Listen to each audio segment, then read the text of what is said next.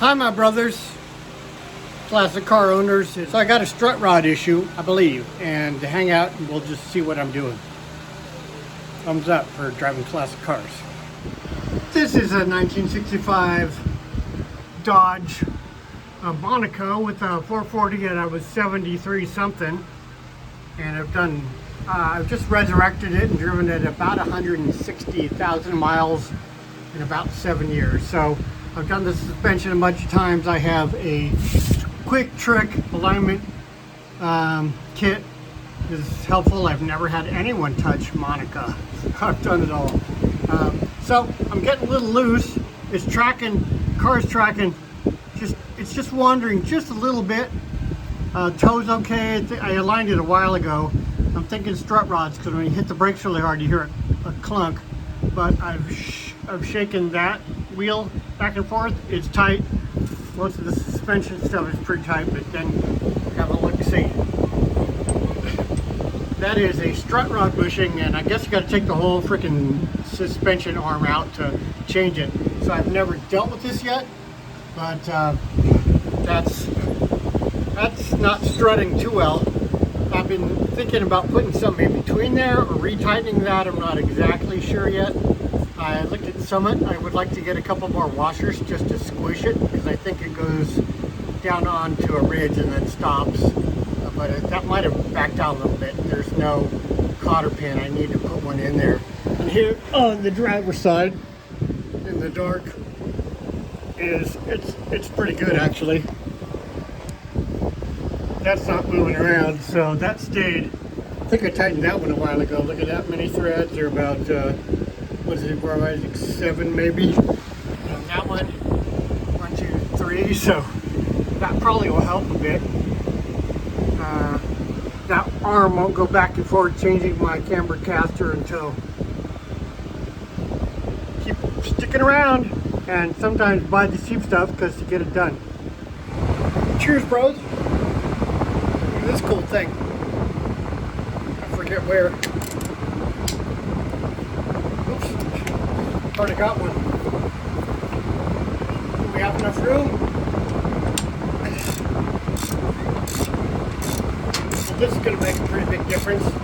Maybe this is all I'll do. Then go drive it and see what happens.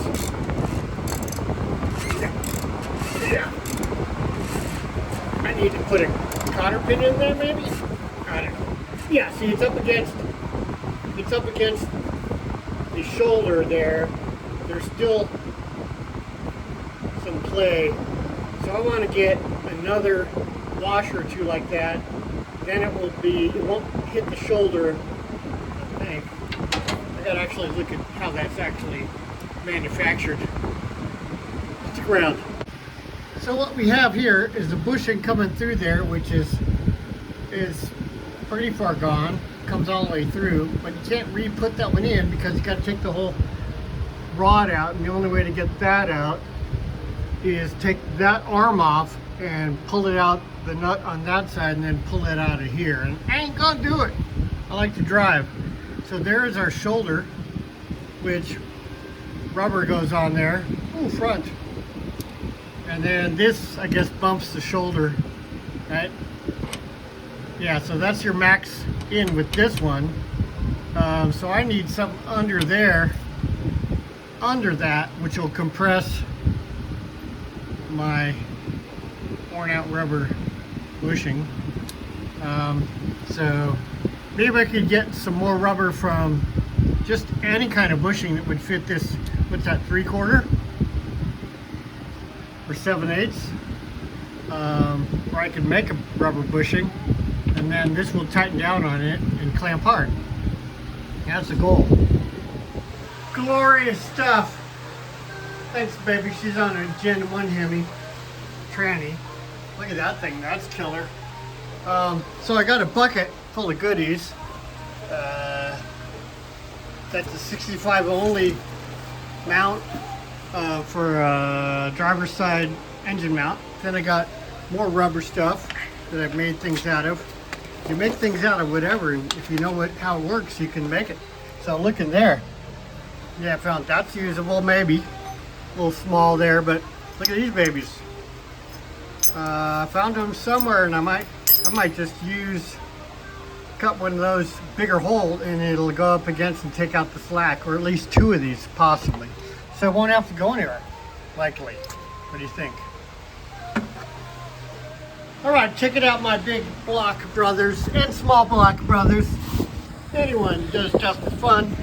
We're gonna go with, that's the original bushing, and that can go over the top of that, but it needs to be cut out a little bit. And that one I think I need maybe two. Those two will be cut out just enough for the original super beefy Mopar one, outside edge, which will almost bottom out on that shelf, and we'll nut it. And so we will have all the slack taken up, not quite on the back side, but here. So I got to get in and use a vise and some cutting burrs and stuff to make those holes just big enough to, where am I? They gotta go over that ridge so it can push that harder. I've driven this like this for 160,000 miles. I bought the car with 130 on the Odo, probably 130, you never know. And I have made everything work on this thing. What is that? That's my 70 tranny they bought from someone, but it, focus? That's a 70 tranny I bought from someone, but it leaked out the front seal so bad, the bands went bad, and I had to go back to rebuild my 66, which is in there. And I thought it was dying. This morning, it was shifted up to third, and it slipped. And it slipped again. And then I'm like, and then it wouldn't downshift at 60 down into second from third, and I go, oh, it's probably the linkage which pressurizes the downshifts on these cars, and it had come off on the engine. Put it back on, tranny is okay. Rebuilt that 66 all by my lonesome. Just what it takes to have massive amounts of fun.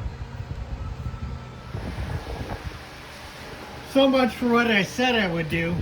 I don't have my air thing hooked up. There's not quite enough power to get the air going, and I took it out of the air chuck, and I got my Ryobi old school.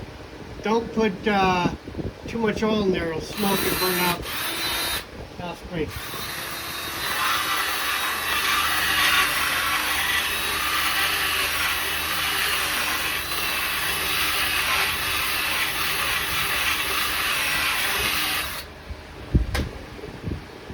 See, that was actually a lot of material to hog out there, but it got done, and that's a good fit, so we'll see. So this is what happened. It all worked good. Yeah, so we got the original bushing there, and then we got that hogged out, so it goes over the shoulder. That comes down, hits the shoulder. I've tightened that up, so that's tightened to the shoulder. It's pretty darn tight.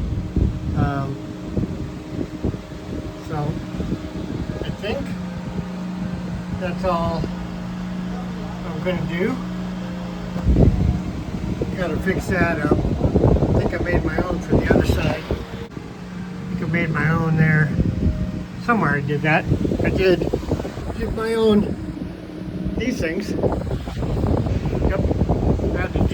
Had to fix that one. It was screwed up from somebody. So I had no sway bar when I first bought this. But now there's a sway bar in the rear. You can't see it, but it's an F-150 sway bar from, I don't know, a 99. Yeah.